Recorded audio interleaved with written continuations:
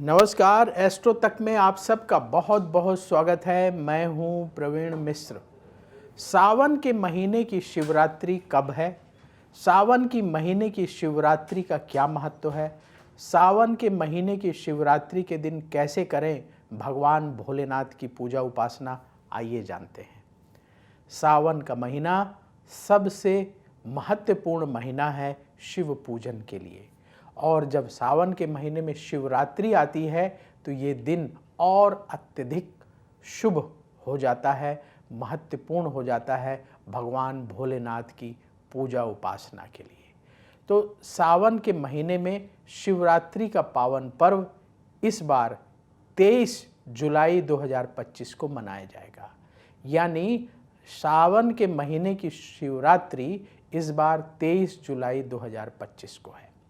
तो आप देखेंगे 23 जुलाई 2025 को भगवान शिव की विशेष पूजा उपासना भक्त करेंगे। देश भर के शिव मंदिरों में भक्तों का तांता लग जाएगा, भक्तों की भारी भीड़ होगी। बहुत सारे भक्त शिवरात्रि का व्रत करते हैं और भगवान शिव से अपनी विशेष मनोकामनाओं की पूर्ति के लिए प्रार्थना भी करते हैं। तो सावन महीने की ये जो शिवरात्रि है, इस दिन भगवान शिव का पूजन आप कैसे करें, किन बातों का ध्यान रखें, किन मंत्रों का जाप करें, आइए सब कुछ समझते हैं। तो सावन की ये जो शिवरात्रि है, इसकी जो शुरुआत है कितने बजे से कितने बजे तक होगी, कब पूजा करना चाहिए, पहले ये जान लीजिए।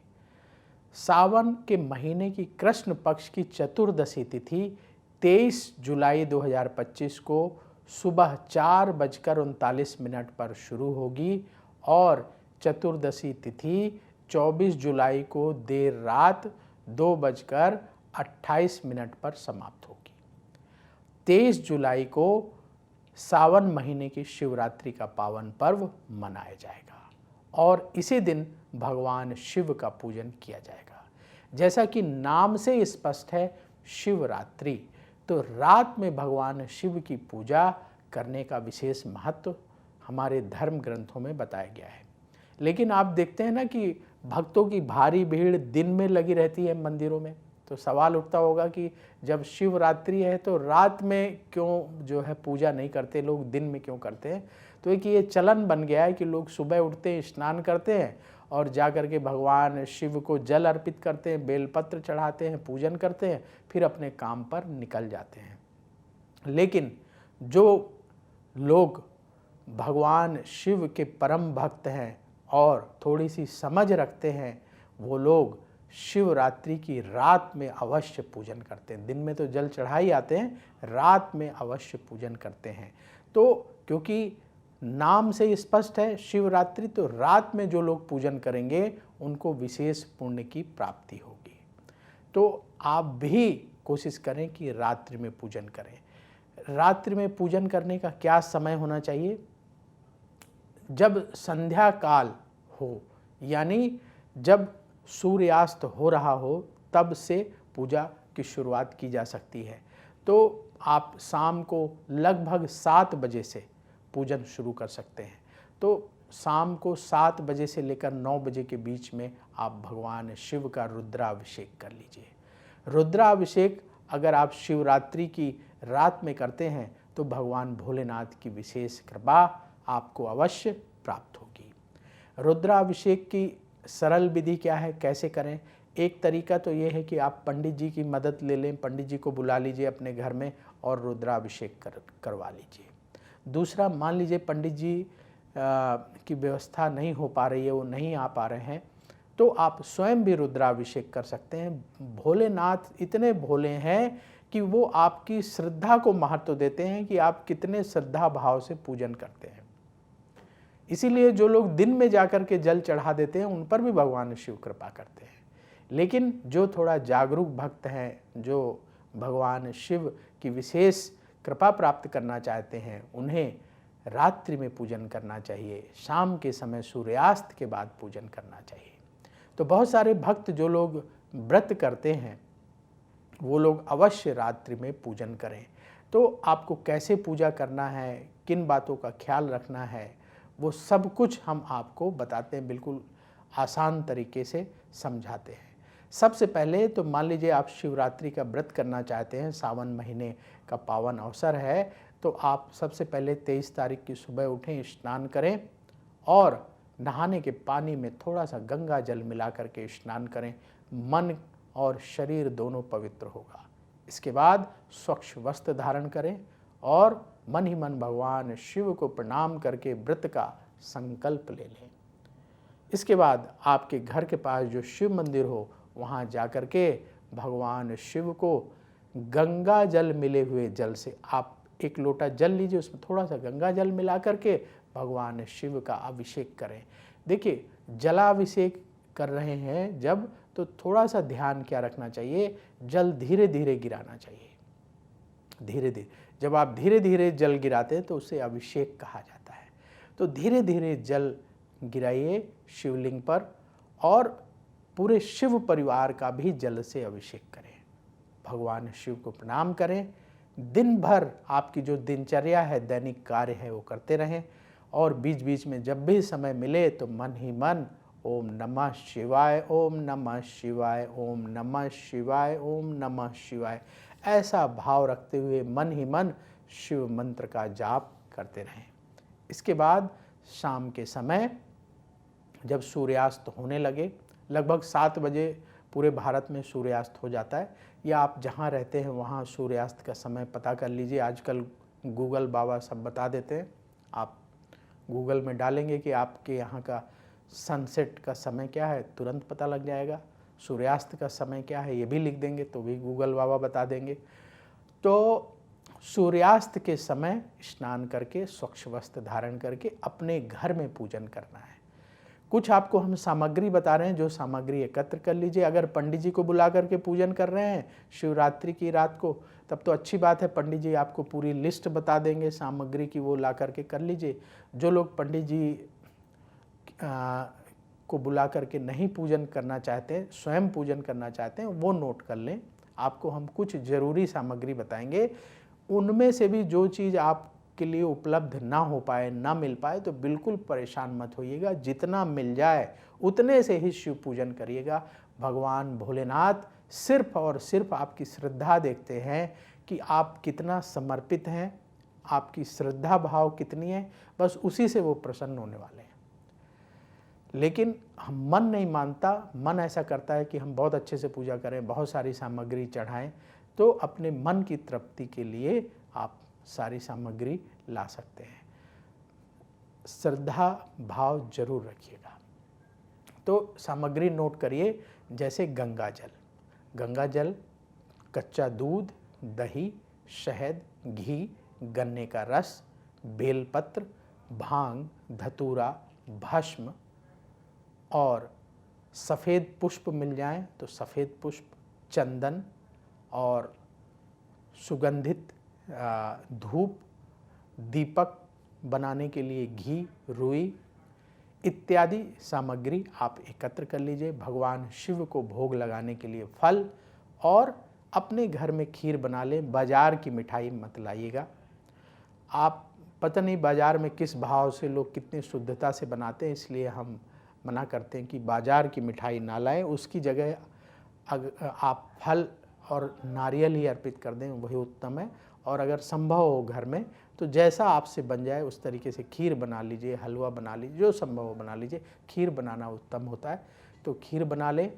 और इसके बाद शिव पूजन आप अपने घर में कर सकते हैं।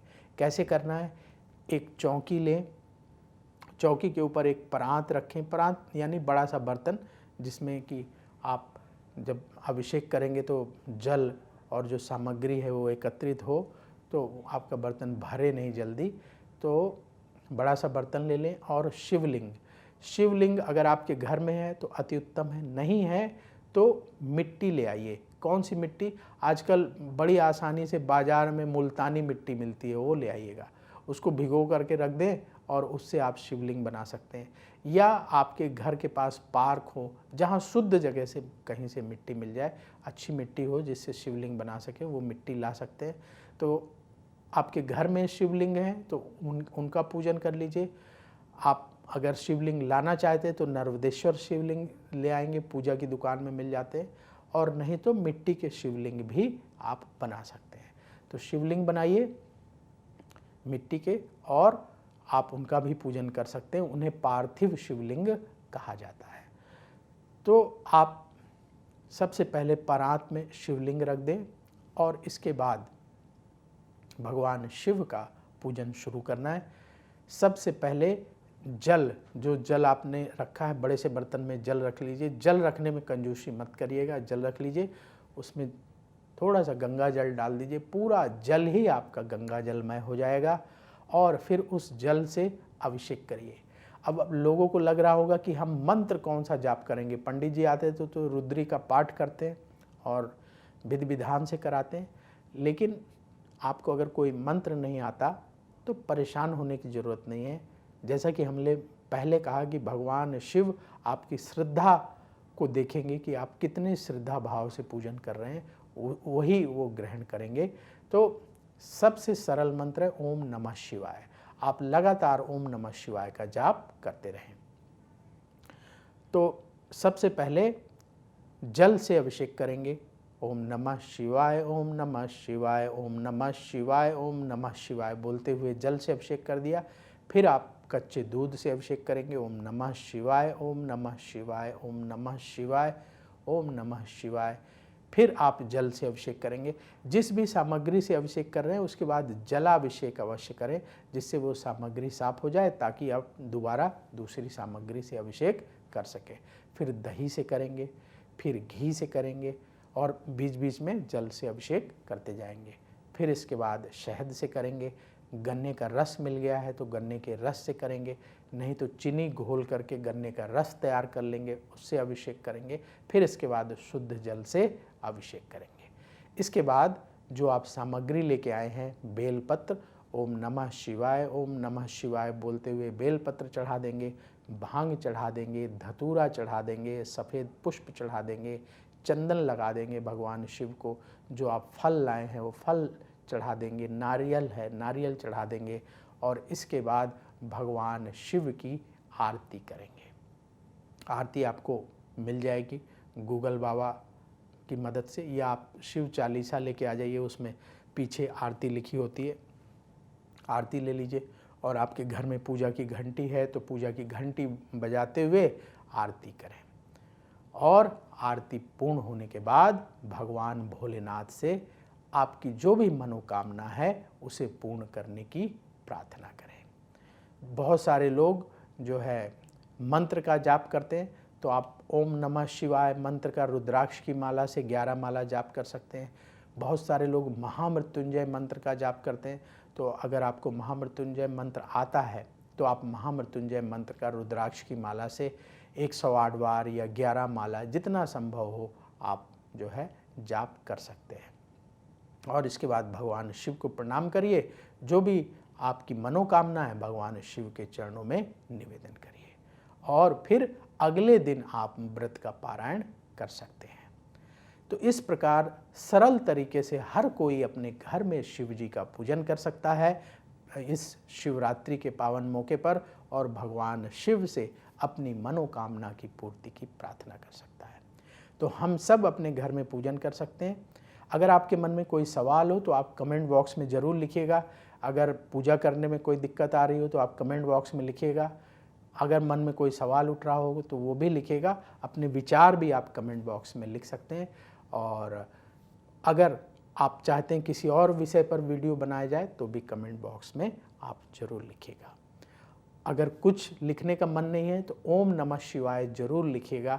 भगवान शिव की कृपा हम सबको प्राप्त होगी।